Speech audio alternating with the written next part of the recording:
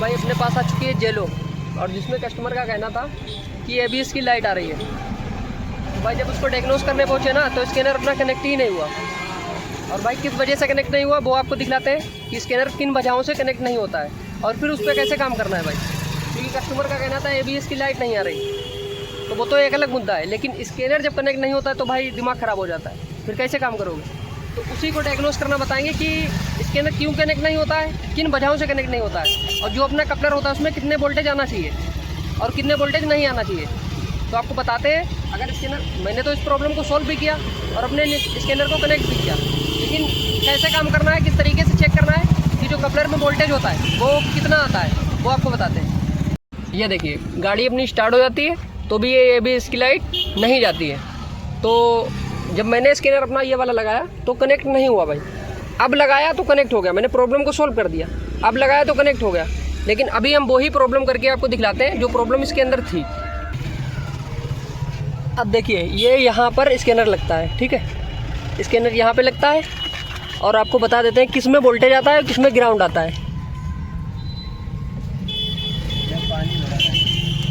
देखिए ये वाली जो पिन है जिसमें हम ये अपना टेस्टर लगाए हैं, इसमें अपना 12 वोल्ट सप्लाई आता है, ठीक है, 12 वोल्ट सप्लाई इसमें आता है। इसमें क्या आता है, 2.5 वोल्टेज आना चाहिए। ये अपना जो ये सिग्नल का वायर होता है, एक कैन हाई का होता है, एक कैन लो का होता है, तो यहाँ पर 2.5 वोल्टेज आना चाहिए। इसके जस्ट ऊपर वाला इसमें भी 2.5 वोल्टेज आना चाहिए। अगर इसमें कम ज़्यादा होगा, ये बॉडी से अर्थ होगा या फिर किसी भी प्रकार से ये कम वोल्टेज होगा तो अपना स्कैनर कनेक्ट नहीं होगा। और ये वाली जो पिन है, ये जो पिनें हैं ये अपनी ग्राउंड की हैं, मतलब अर्थिंग की हैं। तो अपना मैंने चेक किया, यहाँ पर अर्थ भी प्रॉपर आ रहा था, करंट भी प्रॉपर आ रहा था, लेकिन जब हमने वोल्टेज चेक किया तो यहाँ पर वोल्टेज भाई बराबर नहीं था, जो कि 2.5 वोल्टेज से कम था। और यहाँ पे डायरेक्ट हमने चेक किया तो ग्राउंड इसमें दिखला रहा था। तो फिर मैंने कैसे प्रॉब्लम सॉल्व की आपको हम दिखला देते हैं कि यहाँ पर वोल्टेज कितना आना चाहिए। जो अभी हमने प्रॉब्लम की है, देखिए वो प्रॉब्लम फिर से जिंदा हुई या नहीं हुई। पकड़ो मोबाइल जरा, ऐसे जरा पढ़ना और मीटर पे दिखलाना, ठीक है। इग्निशन ऑन कर लेना है और एक वायर को अपने सिग्नल वाले में लगाना, चाहे कैन हाई में लगा लो चाहे कैन लो में लगा लो। ये देखिए एक बार बॉडी में लगा देना है। देखिए अभी यहाँ पे देखिए कितना आ रहा है, एक वोल्टेज आ रहा है, एक वोल्टेज से भी कम आ रहा है, देख रहे हो। और अब ऊपर वाले में लगाते हैं, देख लो ऊपर, देखिए ये देखिए एक वोल्टेज से भी कम आ रहा है। और जब यहाँ पे हम लगाते हैं अपना ये वाला प्रोब जो है, अगर करंट में लगा देते हैं तो देखिए यहाँ पर देखिए 10 वोल्टेज अर्थिंग दिखलाने लगा।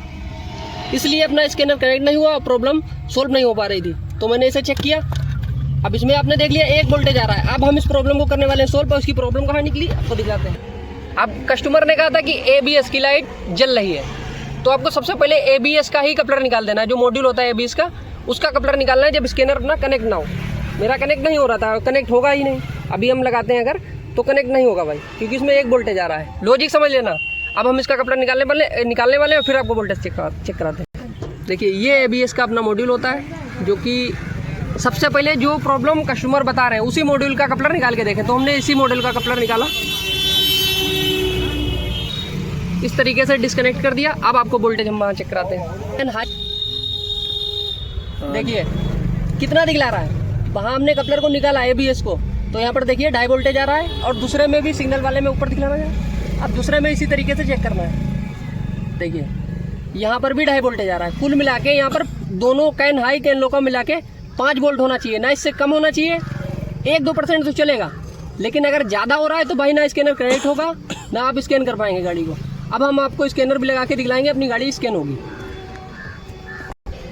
अब देखिए गाड़ी को करते, पहले हम यहाँ से स्कैन कर रहे थे तो अपनी जो है गाड़ी स्कैन नहीं हो पा रही थी।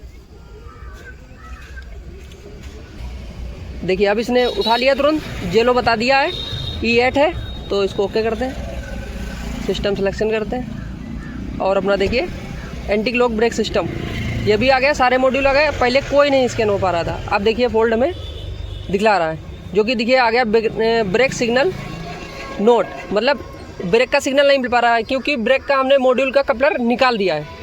अब वो मॉड्यूल गड़बड़ हो गया भाई, क्योंकि मॉड्यूल गड़बड़ हुआ इसलिए अपनी पूरी गाड़ी स्कैन नहीं हो पा रही थी। तो फॉल्ट को आप अगर पकड़ लेते हैं तो आपका पैसा बनता है, और जब फॉल्ट पकड़ोगे तो गाड़ी भी भाई बन जाएगी। अगर कस्टमर चाहेगा तो पार्ट ला के देगा, अपनी गाड़ी बन जाएगी। तो इसमें हम डालते हैं मॉड्यूल, अपना काम सक्सेसफुली हो जाएगा। देखिए यहाँ पर जो कि आपको बताया, जो कस्टमर कहे कि ये प्रॉब्लम है तो सबसे पहले उसी का अपना कपड़ा निकाल लेना है, क्योंकि परेशानी उसी की वजह से आई है। तो अपना काम हो गया भाई। सारे मॉड्यूल अपने स्कैन हो रहे हैं, जो कि इंटेक लॉक ब्रेक सिस्टम नहीं होगा, क्योंकि वो हमने उसका कपलर निकाल रखा है। देखिए कम्युनिकेशन फील्ड दिखला दिया, मतलब कम्युनिकेशन नहीं होगा वो। बाकी ये सारे मॉड्यूल अपने हो जाएंगे। रीड सी एम्बुलाइज़र भी रीड हो रहा है, कोई कोड नहीं है, क्योंकि गाड़ी अपनी स्टार्ट हो रही है। फाइनल अपना काम भाई हो गया। तो इस तरीके से इस फॉल्ट को डायग्नोस कर सकते हैं जिस गाड़ी में स्कैनर कनेक्ट ना हो। इस तरीके का अगर पोल है तो इसी तरीके के आपको कनेक्शन मिलेंगे। इस तरीके से अगर चेक करते हैं अपनी प्रॉब्लम सोल्व हो जाएगी। स्कैनर अपना कनेक्ट होने लगेगा। ये वीडियो सिर्फ स्कैनर के माध्यम से बनी है कि स्कैनर कनेक्ट नहीं हुआ। अगर स्कैनर कनेक्ट नहीं होगा तो आप काम नहीं कर पाएंगे। तो सबसे पहले तो स्कैनर ही कनेक्ट करना पड़ेगा।